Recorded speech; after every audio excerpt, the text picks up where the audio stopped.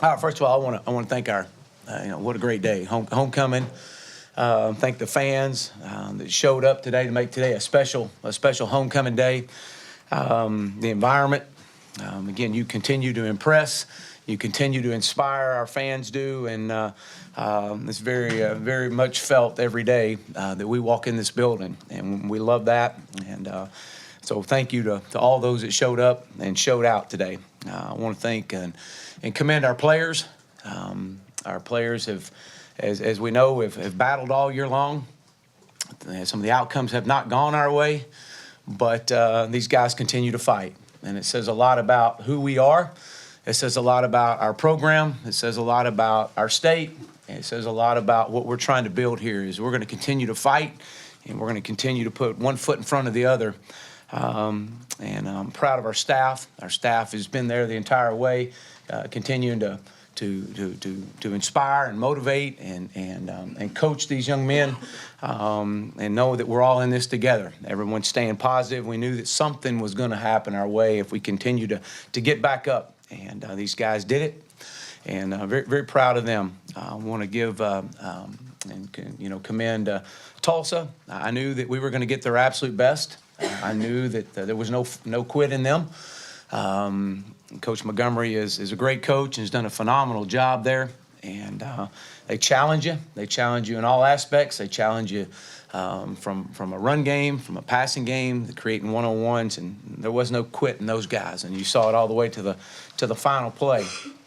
But we had a lot of great recruits here today. Can't wait to show off Fayetteville tonight with our recruits. And I thought that when you start talking offensively, what a special moment for Connor, a young man from right down the road, and probably dreamed of this moment his entire life, to be able to come out there and lead the Hogs to a win. And I'm very proud of him.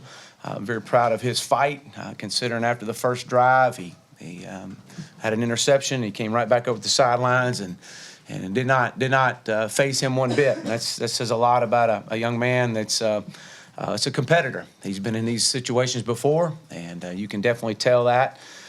First freshman starter in 12 years, and to come in an environment and where we are in our program of needing a win. He didn't do it alone. I'm very proud of Cole Kelly and the role that he continues to have for this football team. He's a great teammate and a great leader, and helping these young guys out. So I'm proud of how we ran the football. I thought we did some really good things up front. We challenged our offensive line. We needed to take it off and put it on our veteran players. Defensively, 8 TFLs, 6 sacks, a shutout. I said it last week that they were our rock.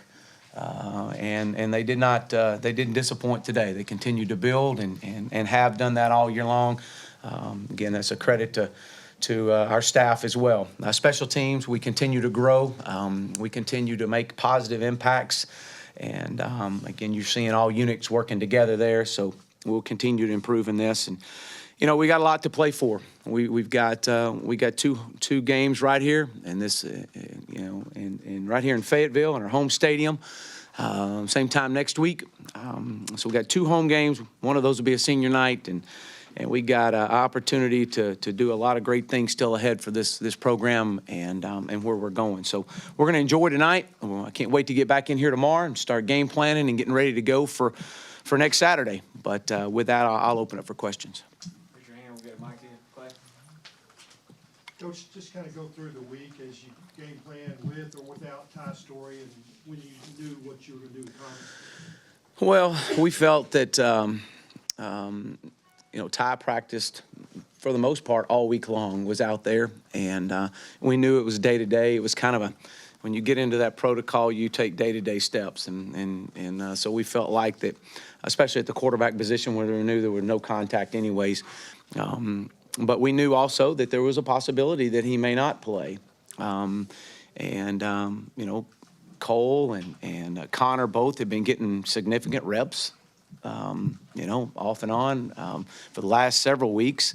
And, that's so we really didn't have a final decision. I guess it was probably, Wednesday night. We kind of had an idea, but we were preparing for it.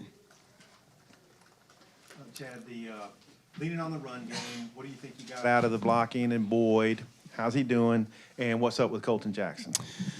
Well, yes, we were going to put the pressure on our offensive line and on our running backs. Rakeem Boyd being first, and with the player that he has become over the last several weeks, and we knew Connor was going to have a good day, but we did not want to put the pressure strictly on Connor.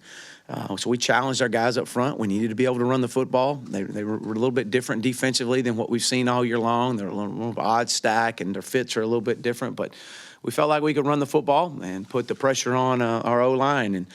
And we get news right before, I guess probably right before we left the hotel, that Colton had some back spasms, and so he was out. We did not know that till pretty much the bus ride over here. We kind of felt like even maybe during warm-ups we could get him back, but he couldn't go. And then losing Johnny, but Johnny should be back. But those guys did a good job. I thought Dalton Wagner came in and played well, played really well. And so we'll continue to, it's the way we cross-train those guys. You have to play guys in different positions, and they responded. And on Rakeem, was he banged up in some way? Dehydrated.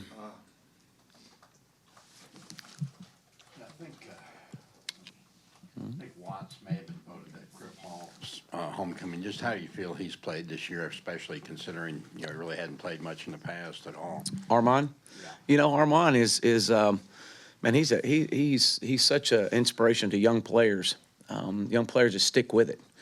This is a young man that came in here and is just now seeing a lot of success, and could have quit, could have transferred, could have moved on, but nope.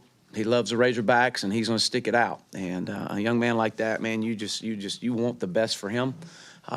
He has shared his story with a lot of our young players, so I'm proud of him and proud of where he is, and just having a really good year. Talk about Grayson Gunter a little bit. Obviously, his progression. I know in the preseason, you talked about using him at the 5 spot in terms of receiver, bigger receiver, but as a tight end, him getting in the end zone today, and maybe some of the pressure that takes off of Cheyenne, as he is now another option. Yeah, Grayson has come on this year, and he creates a mismatch problem. Because how do you play him? Do you play him as a tight end? Do you play him because he's got good speed? Do you play him as a big receiver? So it's kind of a chess match there. But to watch his progression, he's gotten better in his blocking, which is something we've challenged him at. And, Coach Lonnie's done a really good job of getting him prepared. And it was good to see him have some catches today and get in the end zone. Two-parter. First, if the defense giving up 1,200 yards last 2 weeks, obviously a really good offense, but how big was that for them to bounce back with a shutout and, performance like they had today? Well, I've said it all year long. I mean, these guys have been our rock. They've been the most consistent part of our football team, and it was they felt it. They wanted it. They wish they could have some things back, but unfortunately you can't do that. So all you can do is respond. And so these guys have responded really well this week.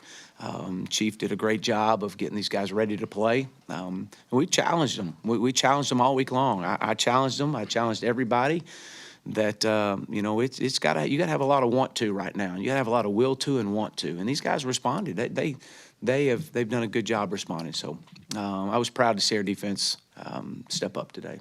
Obviously, it wasn't a real smart play by Nate Dalton on the unsportsmanlike when he hit the guy in the face. You sent him to the locker room. What was your reaction to that, and why did you decide, hey, just get off the field? Yeah, we're not about that. Coach, you touched on it a little bit, but I think there's some points early in the year that special teams were costing you. It looked like y'all played the field position game pretty well today.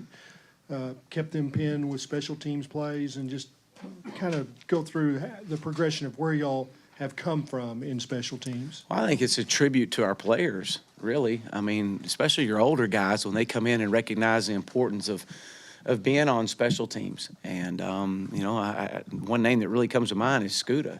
I mean, he's a guy that you can't get off special teams. He wants to be a part of it. Santos Ramirez is another one, Ryan Pulley. So a lot of your defensive guys that are playing very well are also impacting the game's special teams. And that's a lot of the reason for our improvement. And we've continued to improve, and it's a back-to-work mindset every day. It doesn't matter, just get better.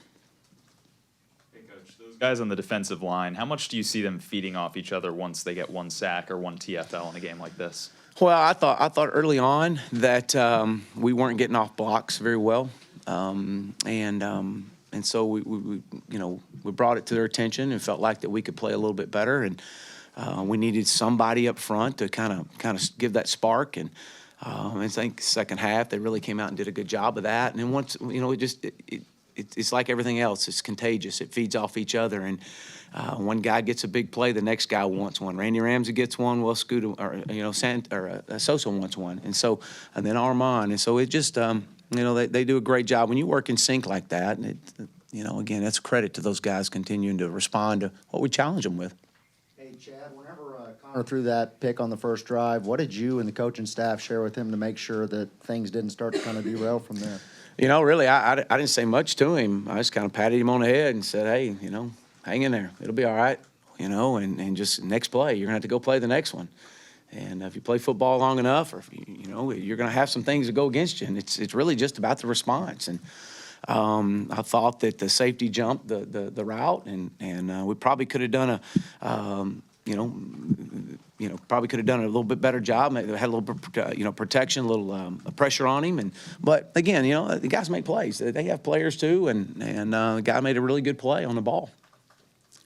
That was the first time in a long time you got to, celebrate in the locker room. How good did that feel? How good is it just to get back in the win column? And obviously, I know we've asked you a lot about blowing leads. You guys were able to keep extending this. How good was that? Well, it's always good to win. I mean, you love winning, but it's so much about just how you respond. And win or lose, it's about our response. It's about us coming back in here tomorrow and getting better. But to be in that locker room with those young men and to see that the efforts that they've been putting in, and the will and the drive, and just getting back up and coming in there in that building and just with that mindset of getting better, that eventually it was going to pay off. And today was one of those days, and so we celebrate that. There's a lot of excited players and coaches, but we'll celebrate this tonight, and we'll come back in the morning, hit a reset, and we got to go get better. This football team's got to continue to improve. And the fact the offense kept extending the lead, the defense never. Yeah, it was good to see us work in tandem with each other, and that's what you want. To be able to take that last drive and burn a lot of time off the clock. I thought that was big. It's a combination of getting Cole in there and running and creating some first downs. So, when you work together like that and your special teams are playing well, good things happen. When Chief met with us to start the week, he said he's tired of coming in without a smile. Did you see a smile from him? And what was the reaction in the locker room, players and Chief? Well, there's a lot of smiles in that locker room, and should be. We're all in this thing together. I mean, we're all in it. And, to be able to walk in and to see a group of young men that are smiling makes us smile.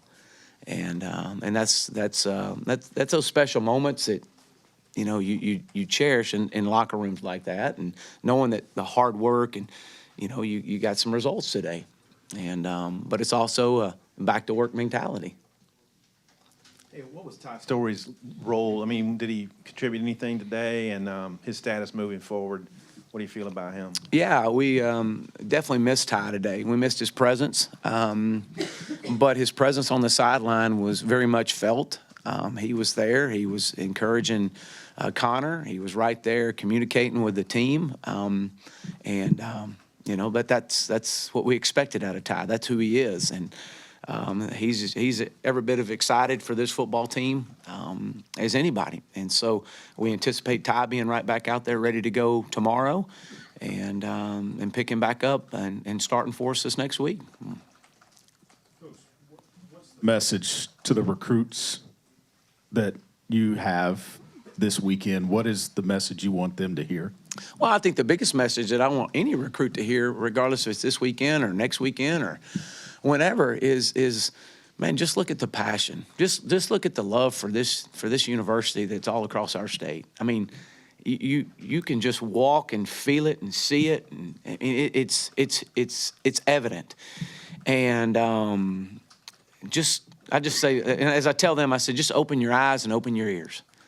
And because, you know, what we're doing in this program and building a foundation and what great things are coming and coming every day as we continue to get better, to be a part of something extremely special that this fan base, that this university, that this state so deserves. Can you recall your last shutout? And also, to get one, sometimes the other team misses some field goals. I mean, so to put it all together and get the shutout, what that meant. You know what? The last shutout that I've been a part of, I don't know. I'd probably have to go back to my high school days. But you know, I'm just, you know, shutout's always great. It's really good when you can see it on those defensive kids' faces, because that's something you work really hard for. It's hard to shut anybody out. It really is. And so I'm just proud for our players and our coaching staff. That's really impressive to me. I don't know when the last time I had a shutout, but it's not about me. It's about those guys, and that's what's inspiring. You know, when you see those guys over on the sidelines on that last play, I mean, you would have thought that the guys fixing to kick a game-winning field goal, and they're wanting that shutout bad. So you celebrate for those guys.